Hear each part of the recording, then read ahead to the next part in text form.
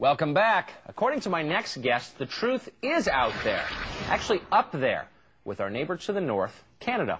A former Canadian government official is warning we may be on the verge of intergalactic war, saying, quote, the Bush administration has finally agreed to let the military build a forward base on the moon, which will put them in a better position to keep track of the comings and goings of visitors from space, and to shoot at them if they so decide, end quote.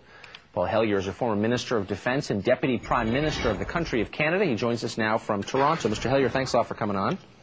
Not at all. It's a pleasure. Now, you were the Minister of Defense of Canada when you occupied that position, I believe, under Prime Minister Lester Pearson. Did you come across any classified information that suggested UFOs were real? No, not really.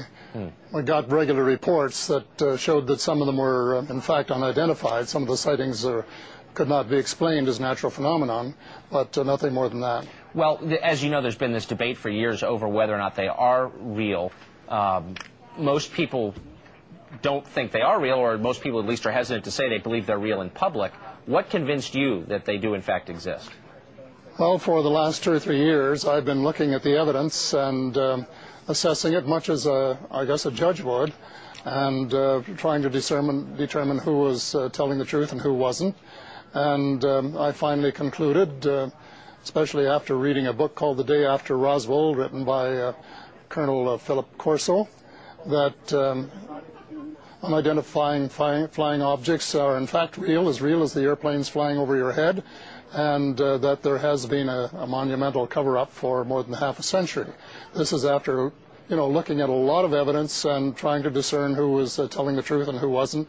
And I have concluded unequivocally that the people who claim that they have either seen UFOs or have seen classified documents about UFOs or have seen wreckage from the crash at Roswell on or about July the 4th of 1947 are the ones who are telling the truth.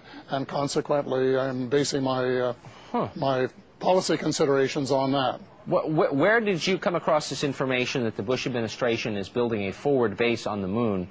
And why would they do that? And why would they keep it from the public? Well, to answer your second question first, I don't know. That is the reason I'm raising the question. Right. Well, how do you that's an awfully specific claim. I haven't read it in the New York Times. Doesn't mean it's not true. Doesn't mean you're wrong. But I'm interested to know why you think that. Well, because this was forecast in Colonel Corso's book. They were wanting to build a base on the moon as far back as 1964. And General Arthur Trudeau, same name as one of my bosses, was very determined to build a forward base on the moon and prepared all of the specifications necessary for it and the blueprints and so on. Well, what is it? Pardon me, I don't mean to interrupt you, but doesn't this make sense? I mean, if in fact there are extraterrestrials and they're buzzing our planet, why wouldn't we want to take steps to defend ourselves from them should they turn hostile? Well, I think the critical question is whether or not they're hostile. You see, when the crash first occurred, General Nathan Twining in Roswell later became after that crash occurred, he declared that they were enemy alien. Now, there's no evidence that I have seen that would really convince me that they are in fact,